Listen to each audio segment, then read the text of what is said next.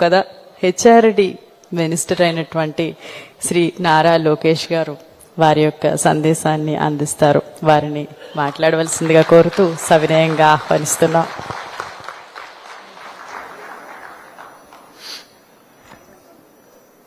రాము తర్వాత మాడటం కొంచెం కష్టమైన పనే. అందరికీ నమస్కారం. మొన్న బీహార్లో ఎన్డీఏ ప్రభుత్వం ఏర్పడిన తర్వాత అక్కడ గౌరవ ముఖ్యమంత్రి నితీష్ కుమార్ గారి ప్రమాణ స్వీకారానికి మేము అందరం వెళ్ళాం. అక్కడ చాలా మంది కేంద్ర మంత్రులు అదేవిధంగా రాష్ట్ర ముఖ్యమంత్రులు హాజరయ్యారు. అక్కడ ఒక ముఖ్యమంత్రి గారు దగ్గరికి నేను వెళ్ళి పరిచయం చేసుకున్నా. ఇట్లా పలానా వ్యక్తిని ఆంధ్ర రాష్ట్రం నుంచి మంత్రిని అంటే ఆయన అడిగారు, గడిచిన 18 నెలల్లో ఆంధ్ర రాష్ట్రంలో ఏదో మ్యాజిక్ జరుగుతుంది, ఆ మ్యాజిక్ వెనకాల సీక్రెట్ ఏంటని ఆయన అడిగారు. అప్పుడు ఆయనకి చెప్పా, ఆంధ్ర రాష్ట్రంలో 2 ఉన్నాయి సార్ అన్న. ఒకటి మిసైల్స్, రెండోది జీపీఎస్. జీపీఎస్ అంటే వేదికమైన ఉన్న పెద్దలు, ఒక పక్కన అయ్యన్న పాత్రుడు గారు, ఇంకో పక్కన అశోక్ గజపతిరాజు గారు.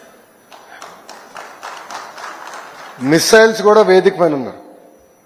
ఒకటి మా యంగ్ అండ్ డైనమిక్ లీడర్ రాము, రెండోది young and dynamic leader Aditi Gajapathiraju గారు. మేము మిసైల్స్ గా పనిచేస్తున్నాం. జీపీఎస్ కోసం, జీపీఎస్ కూడా చాలా చాలా అవసరం. అంటే మేము మా పైన పడి సెల్ఫ్ డిస్ట్రక్ట్ కూడా చేసుకుంటాం అని చెప్పారు. అంటే ఈరోజు మీరు ఆంధ్ర రాష్ట్రంలో చూస్తుంది ఒక చరిత్ర సృష్టిస్తున్నాం. అహర్నిశలు వేదికమైన పెద్దలందరూ కూడా ఆంధ్ర రాష్ట్రానికి ఎదురు చేయాలి. రాష్ట్ర విభజన తర్వాత మనందరం చాలా నష్టపోయాం. ఇప్పటికి కూడా దక్షిణ భారతదేశంలో ఆంధ్ర రాష్ట్రం తలసరి ఆదాయం చాలా తక్కువ ఉంది. ఇదంతా అధిగమించుకుని ముందరికెళ్ళాలి అని అహర్నిశలు కష్టపడుతున్న వ్యక్తులు. ఇక్కడ భీమిలి శాసనసభ్యులు గంటా శ్రీనివాస్ గారు కూడా ఒక మాటలో చెప్పాలంటే నేను ఎక్కువ కష్టపడుతున్నా ఆయనకన్నా, ఆయన గెలిచేదానికి మళ్ళీ. ఎందుకంటే అన్ని ఐటీ కంపెనీలన్నీ కూడా వచ్చి భీమిలికే వస్తున్నాయి. ఇప్పుడు ఆయన కూడా అద్భుతంగా సహకరించి మమ్మల్ని అందరినీ ప్రోత్సహిస్తాం జరుగుతుంది. స్పీచ్ చాలా మామూలు రాశారు, కానీ 2-3 విషయాలు చెప్పి నేను ముగిస్తా. మొదటిది జిఎంఆర్ గారు గురించి. జిఎంఆర్ గారు ఉత్తరాంధ్ర ముద్దుబిడ్డ.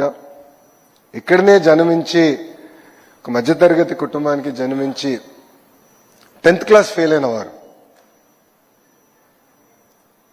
అప్పుడు వాళ్ళ ఇంట్లో లేదు, బాగా చదవాలని తోమితే తిరిగి మళ్ళీ వెళ్ళి మాన్సాస్లోనే 11th 12th క్లాస్ చదివి ఈరోజు దేశానికే కాదు ప్రపంచంలోనే ఒక అతిపెద్ద పారిశ్రామికవేత్తగా మారిన వ్యక్తి జిఎంఆర్ గారు.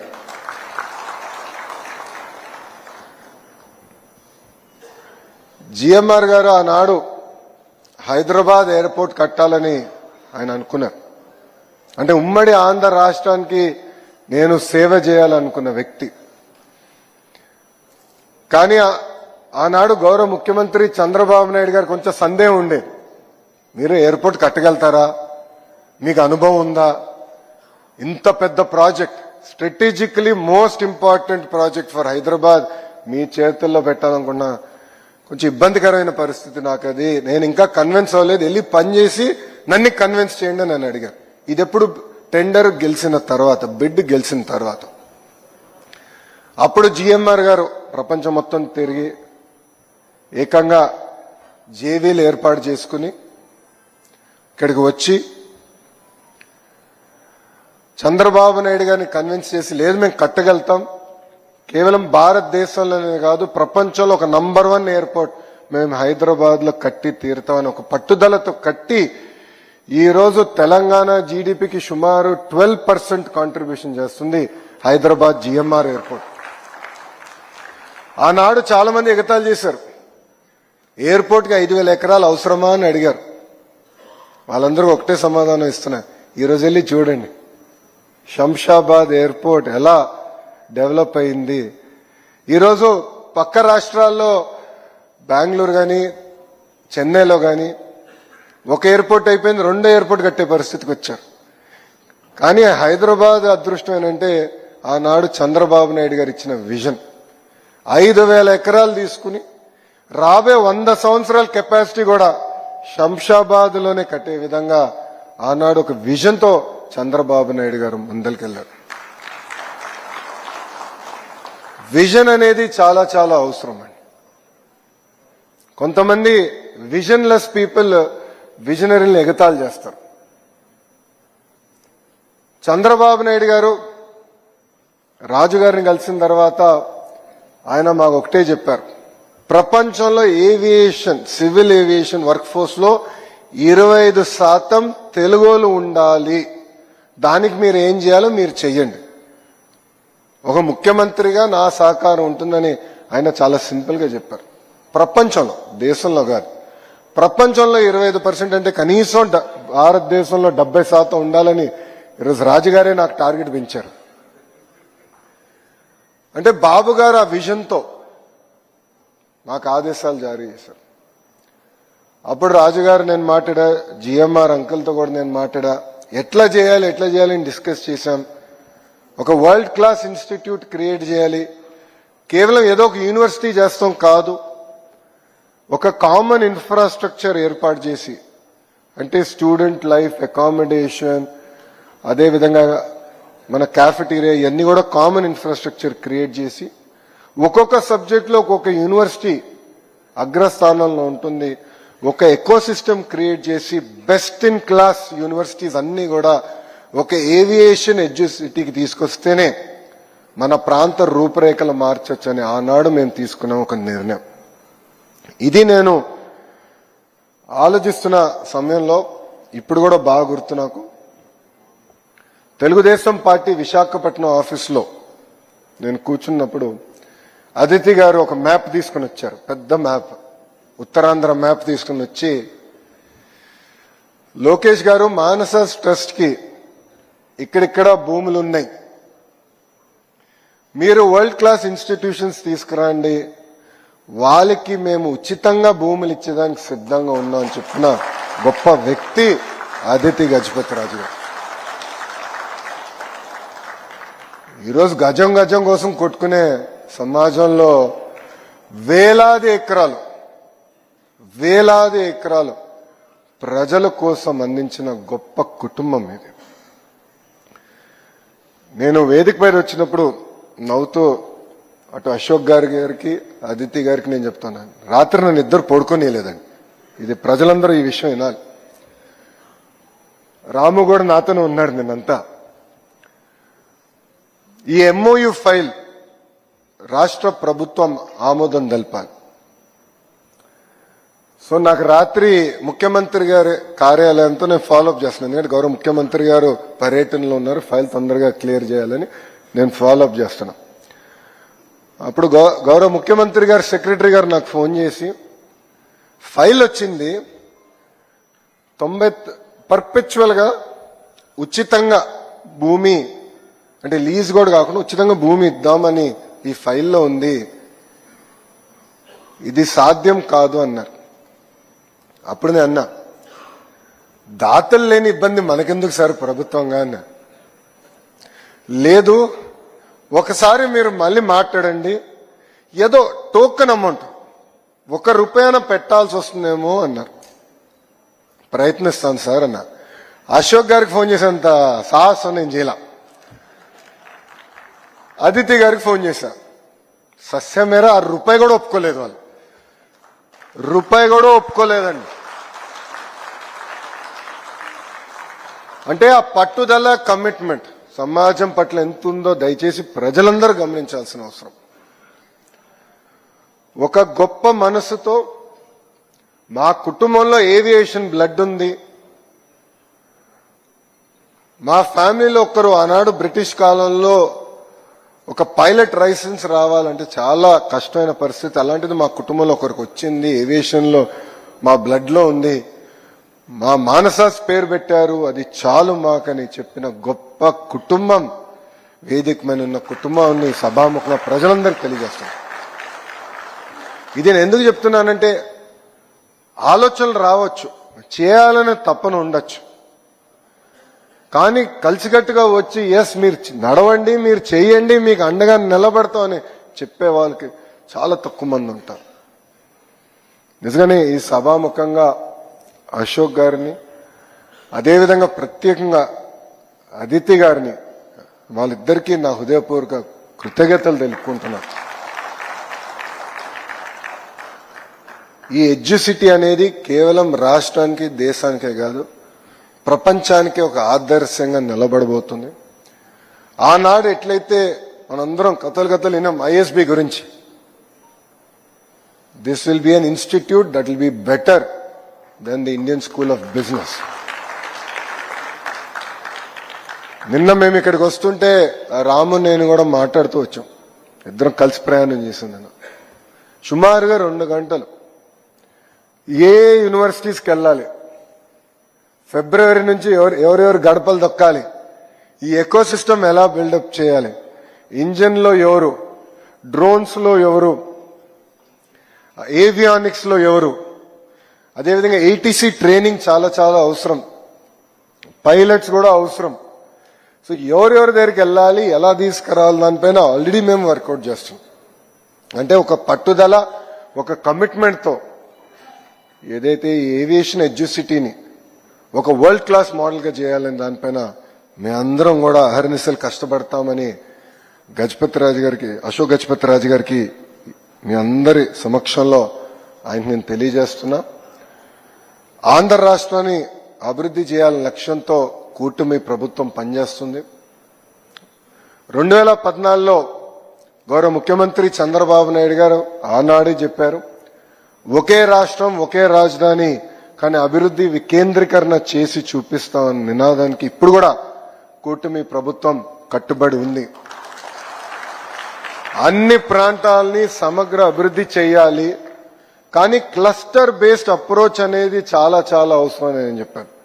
అందుకే ఆటోమోటివ్ క్లస్టర్ ఒక అనంతపూర్లో వచ్చింది, renewable energy cluster Kurnool Anantapur జిల్లాలో వచ్చింది, సిమెంట్ క్లస్టర్ ఒకటి ఏర్పాటు చేస్తున్నాం, ఎలక్ట్రానిక్స్ మ్యానుఫ్యాక్చరింగ్ క్లస్టర్ ఒకటి వచ్చింది, ఏసీ క్లస్టర్ ఒకటి వచ్చింది, compressed biogas, aqua, quantum, medical devices manufacturing, pharma, steel, ఇలా ఒక్కొక్క క్లస్టర్ సుమారుగా 22-23 క్లస్టర్స్ తయారు చేస్తున్నాం. ఈ క్లస్టర్లో కేవలం ఒక 10 కంపెనీలు తీసుకొస్తాం కాదు, ఎంటైర్ ఎకో సిస్టమ్ ఈ క్లస్టర్లో తీసుకొస్తున్నాం. ఏవియేషన్లో ఇప్పటికీ నేను రాము కలిసికట్టుగా పనిచేస్తున్నాం. అసలు ఒక ఇంజిన్ తయారు చేయాలంటే సుమారుగా 1000 కంపెనీలు వాళ్ళ కాంపోనెంట్స్ ఇస్తాయి. నేను రాముకు చెప్పా, పెద్ద పెద్దలు అవసరం లేదు, నాకు ఆ కాంపోనెంట్ తయారు చేసే లిస్ట్ చాలు, వాళ్ళందరినీ నేను ఆంధ్ర రాష్ట్రాన్ని తీసుకొస్తాం. ఆ క్లస్టర్ మనం కలిసికట్టుగా ఏర్పాటు చేద్దామని చెప్పాను. ఇది అనేది vertical. Horizontal education, aviation educity ఏదైతే మనం ఈరోజు డిస్కస్ చేస్తున్నామో అది హారిజాంటల్. ప్రపంచానికే మన టాలెంట్ అందజేయాల్సిన అవసరం ఉంది. సో ఇట్లా ప్రతి క్లస్టర్లో మీరు చూస్తే ఒక సిస్టమేటిక్ అప్రోచ్ మేము తీసుకుని ఎడ్యుకేషన్ని, ఇండస్ట్రీని ఇంటిగ్రేట్ చేసి ఈ యంగ్స్టర్స్ ఎవరైతే గ్రాడ్యుయేట్ అవుతారో జాబ్ రెడీగా వాళ్ళకి కావాల్సిన కరికులం కూడా తయారు చేసి అందించే బాధ్యత కూటమి ప్రభుత్వం తీసుకుంటుంది. ఇది వాస్తవంగా ప్రపంచంలో ఒకే ఒక దేశం ఈ మోడల్ ఫాలో అయింది, అది చైనా. ఒక క్లస్టర్ బేస్డ్ అప్రోచ్ తీసుకున్నారు. ఏవియేషన్లో కానివ్వండి, ఎలక్ట్రానిక్స్ మ్యానుఫ్యాక్చరింగ్ కానివ్వండి, ఫర్నిచర్లో కానివ్వండి, టాయ్స్లో కానివ్వండి, ఇట్లా క్లస్టర్ బేస్డ్ అప్రోచ్ తీసుకున్నారు. అదే క్లస్టర్ బేస్డ్ అప్రోచ్ ఆంధ్ర రాష్ట్ర ప్రభుత్వం తీసుకుంటుంది. చివరిగా రాష్ట్రం లక్ష్యం ఒకటే, 5 సంవత్సరాల్లో 20 లక్షల ఉద్యోగాలు కల్పించాలని. దానికోసం మేము అహర్నిశలు కష్టపడుతున్నాం. ఉత్తరాంధ్ర ప్రజలందరూ కూడా నేను కోరేది ఒకటే, అభివృద్ధి చేసడానికి మేము ముందరికి వచ్చాం, మీ సహకారం కూడా చాలా చాలా అవసరం. నేను 99 పైసలకి ఫార్చ్యూన్ 500 కంపెనీస్కి భూములు ఇస్తానంటే చాలా మంది ఎగతాళి చేశారు. భూమి ఇస్తే సరిపోతుందా కంపెనీలు వస్తాయని. ఆ ఒక్క నిర్ణయం వల్ల టీసీఎస్ వచ్చింది. ఆ ఒక్క నిర్ణయం వల్ల కాగ్నిసెంట్ వచ్చింది. రాబోయే 100 రోజుల్లో కనీసం ఇంకొక 2 కంపెనీలకి విశాఖపట్నానికి ఐటీ రంగంలో తీసుకొచ్చే బాధ్యత కూడా కూటమి ప్రభుత్వం తీసుకుంటుంది. ఇట్లా చాలా సాహసోపేతమైన నిర్ణయాలు తీసుకుంటున్నాం. మొన్న సెక్రటరీ గారు అన్నారు, సార్ చాలా రిస్కీ డెసిషన్ తీసుకుంటున్నారు మీరని. మాకు అలవాటే సార్ ఇదన్నా. మంచి మనసుతో ఏ నిర్ణయం తీసుకున్నా ప్రజలు సహకరిస్తారు, ప్రకృతి సహకరిస్తుంది. ఆయనకు ఒకటే చెప్పా, ఐఎస్బి ఏర్పాటు చేసినప్పుడు చాలా మంది ఇట్లానే అన్నారు, ఇది రిస్కీ నిర్ణయం అని. బాబు గారికి ఆయన ఎప్పుడు వెనక్కి తిరిగి చూడలేదు. That is why Hyderabad is what it is అని నేను చెప్పా. అలాంటి నిర్ణయాలు మేము తీసుకుంటాం. మిసైల్స్ రెడీగా ఉన్నాయి. ఇక్కడ అద్భుతమైన జీపీఎస్లు కూడా ఉన్నాయి. మాకు గైడెన్స్ టైం టు టైం ఇస్తారు. కలిసికట్టుగా అన్ని రంగాల్లో ఆంధ్రప్రదేశ్ని నంబర్ 1 చేసే బాధ్యత కూటమి ప్రభుత్వం మేము తీసుకుంటాం. ఆయన్న గారిని కలవలేకపోయాను. అంటే నిన్నే ధర్మేంద్ర ప్రధాన్ గారిని కలిసి వచ్చాము. ధర్మేంద్ర ప్రధాన్ గారికి కాన్స్టిట్యూషన్ డే నాడు మాక్ అసెంబ్లీ ఎట్లా నిర్వహించామో ఆయనకు వీడియో చూపించాము. పిల్లలకి రూపొందించిన రాజ్యాంగం పుస్తకం కూడా ఆయన చూపిస్తే, ఫిబ్రవరి మాసంలో భారతదేశంలో ఉన్న స్టేట్ ఎస్సీఆర్టీ సంస్థలందరినీ వాళ్ళ సమావేశం ఏర్పాటు చేసుకుందాం. ఏ మోడల్ ఏదైతే అద్భుతంగా ఆంధ్ర రాష్ట్రంలో మీరు రూపొందించారో ఆ మోడల్ అన్ని రాష్ట్రాల్లో అదే మోడల్ ఇంప్లిమెంట్ చేయాలి, వాళ్ళు కొంచెం అవగాహన తీసుకొద్దామని ఆయన చెప్తాం జరిగింది. ఆయన కూడా ఆశ్చర్యపోయారు, ఇంత అద్భుతంగా ఎట్లా నిర్వహించారంటే మా స్పీకర్ గారి కృషితో మేము చేశాము, ఆయన సహకారంతో మేము ఇంత అద్భుతంగా చేయగలిగామని ఆయన చెప్తాం జరిగింది. మిసైల్ జీపీఎస్ అనే ఒక ఉదాహరణ, లాస్ట్ పాయింట్ చెప్పి నేను మీ అందరి దగ్గర సెలవు తీసుకుంటా. నేను శాసనసభ సాక్షిగా గౌరవ స్పీకర్ గారు నేను అడిగా, సార్ హౌస్ లోపలనే మాక్ అసెంబ్లీ నిర్వహిస్తే బాగుంటుందని నేను కోరాను. ఆయన చాలా ఇబ్బంది పెట్టా, చాలా ఇబ్బంది పెట్టా. కనీసం ఒక 10-15 సార్లు మాట్లాడి ఉంటాను, ఫోన్ చేసి ఉంటాను.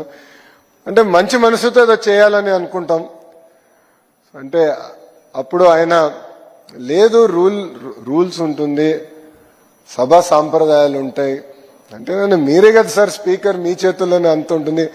లాస్ట్ రూల్ బుక్ లో లాస్ట్ రూల్ ఉంటుంది, if speaker so desires can override all the previous rules అని లాస్ట్ రూల్ ఉంటుంది. నేను ఆ రూల్ కోట్ చేశాను. ఓకే, ఇంక వీడితో మారితే కష్టం అని చెప్పి డైరెక్ట్ గౌరవ ముఖ్యమంత్రి గారి దగ్గరికి వెళ్ళి, ఈ మిసైల్ ఇబ్బంది పెడుతున్నాడు, మీరు జీపీఎస్ గా డైరెక్షన్ ఇవ్వండి, ఈ మిసైల్ కి లోపల పెట్టాం. కానీ అసెంబ్లీ ప్రాంగణంలో అద్భుతంగా ఒక టెంట్ వేసి అసెంబ్లీ లోపల ఎలా ఉంటుందో అదే విధంగా మేము చేస్తాం, ఆ మిసైల్ కి మీరు డైరెక్షన్ ఇవ్వండి అని చెప్పిన గొప్ప వ్యక్తి అయ్యన్న పాత్రుడు గారు. మొత్తం కార్యక్రమం అయిన తర్వాత నాకు అర్థమైంది ఎందుకంటే కొంతమంది ప్రతిపక్షాలు ఉన్న వాళ్ళు తెలియక ఎక్కడ నిర్వహించాం కూడా కనీసం అవగాహన లేక మా పైన ఆరోపణలు చేశారు. అప్పుడు నాకు జీపీఎస్ గొప్పతనం ఏంటో నాకు అర్థమైంది. ఒక మాటలో చెప్పాలంటే అటు రాముకు కానివ్వండి, ఇటు అదితి గారు కానివ్వండి, నాకు కానివ్వండి, we are very lucky to work in Telugu Desam party. ఇది మా అదృష్టం. ఎందుకంటే ఒక పక్కన సీనియర్స్ గైడెన్స్, ప్రోత్సాహం అద్భుతంగా మాకు దక్కుతుంది. ఇంకో పక్కన గౌరవ ముఖ్యమంత్రి గారు అహర్నిశలు మమ్మల్ని పరిగెత్తిస్తున్నారు. మన పట్నాలో వెనకాల సీట్లో ముగ్గురం కూర్చున్నాం, గౌరవ ముఖ్యమంత్రి గారితో రాము నేను కూర్చున్నాం. అప్పుడు నవ్వుతానని ముఖ్యమంత్రి గారు చెప్పారు, సార్ మేము 10 కేజీలు మోయగలితే మీరు 14 కేజీలు ఇస్తారు సార్, మేము 14 మోయగలితే మీరు 18 కేజీలు ఇస్తారు సార్, 18 మోయగలితే 20 కేజీలు కూడా మీరే ఇస్తారు, మమ్మల్ని మీరైతే పడుకోనీయరని చెప్పాం. అంటే కుర్రలు ఏం చేస్తున్నారు మీరు ఇంకా అని చెప్పి మమ్మల్ని ఎగతాళి చేశారు గౌరవ ముఖ్యమంత్రి గారు. But really we are very lucky. మాకు అద్భుతమైన గైడెన్స్ ఉంది, టైం టు టైం ఫీడ్బ్యాక్ ఉంది. ఏ చిన్న క్రైసిస్ ఉన్నా గౌరవ ముఖ్యమంత్రి గారు ఫోన్ చేస్తారు, అశోక్ గారు మాకు గైడెన్స్ ఇస్తారు, అయ్యన్న పాత్రుడు గారు కూడా నిర్మోహమాటంగా మా అందరికి ఫోన్ చేసి, అందరికీ తండ్రి లాంటి వాళ్ళు వేదిక మన ఇద్దరు పెద్దలు మమ్మల్ని గైడ్ చేస్తూనే ఉన్నారు. నేను వాళ్ళని సభాముఖంగా కోరుకునేది ఒకటే, మీ గైడెన్స్ ఎప్పుడు మాకు ఉండాలి, మీ బ్లెస్సింగ్స్ ఎప్పుడు మాకు ఉండాలి. ఎందుకంటే ఒక పక్కన అయ్యన్న గారు కానివ్వండి, ఇంకో పక్కన అశోక్ గారు కానివ్వండి, ఫస్ట్ టైం వాళ్ళిద్దరూ శాసనసభ్యులు అయినప్పుడు మేము ఇంకా పుట్ల, రాము కానీ నేను కానీ ఇంకో పుట్టిన కూడా పుట్ల. So we are very lucky. తండ్రి లాంటి వారు, మీ గైడెన్స్ ఎప్పుడు మాకు ఉండాలి. చేయాలని ఒక తపన ఉంటుంది, స్పీడ్లో పరిగెడతా ఉంటాం, కానీ time to time corrections, guidance GPS లాగా మీరు మాకు అందించాలని ఈ సభాముఖంగా తెలుపుకుంటూ, చివరిగా again I would like to thank Aditi garu. If not for you this would have not happened. Your guidance has been amazing. ఎంత ప్రోయాక్టివ్ అప్రోచ్ అంటే, నేను ఇంకొక యూనివర్సిటీ పట్టుకురావాలని ప్రయత్నిస్తున్నా, ఇంకొక సెక్టర్లో, ఉత్తరాంధ్రకు సంబంధించిన ఒక సెక్టర్లో. ఆల్రెడీ దాని గురించి ఒక గైడెన్స్ నోట్ నాకు ఇచ్చేశారు. వాళ్ళకి ఎట్లా చేయొచ్చు, ఇట్లా చేస్తే బాగుంటుందని. అంటే డిస్కషన్ స్టార్ట్ చేశాం కానీ ఇంకా అంటే ఇంకా కాంక్రిటైజ్ అవ్వకపోయినా ఆల్రెడీ గైడెన్స్ నోట్ ఇచ్చారు. అంటే ఎంత ప్రోయాక్టివ్గా ఉన్నారని దానికి ఇది ఒక ఉదాహరణ. But I would like to thank you from bottom of my heart. If not for that meeting we had in party office, this wouldn't have happened. You opened my eyes, you opened to the world of possibilities. Really, I truly appreciate your commitment to not only serve the people of Vijayanagaram, but to serve the people of Andhra Pradesh and people of Bharat. Thank you very much. Andarki namaskaram. Jai Hind. Thank you. హృదయపూర్వక ధన్యవాదాలు sir. మీ రాకతో అంటే ఒక historical initiative చేసినప్పుడు కొంచెం emotional అవుతాం అందరం. ఎట్లయితే 1994లో బాబు గారి గురించి అంచెలంచెలుగా చెప్తారో, మళ్ళీ ఇంకో చరిత్ర రాయబోతున్నాం తిరిగి. సో అందుకే టైం లైన్ మిస్ అయ్యాను. రిమైండ్ చేశారు గంటా శ్రీనివాస్ గారు. అదే జీపీఎస్ అన్నాయి కదా, అదే జీపీఎస్ మిస్ అయ్యాను. సో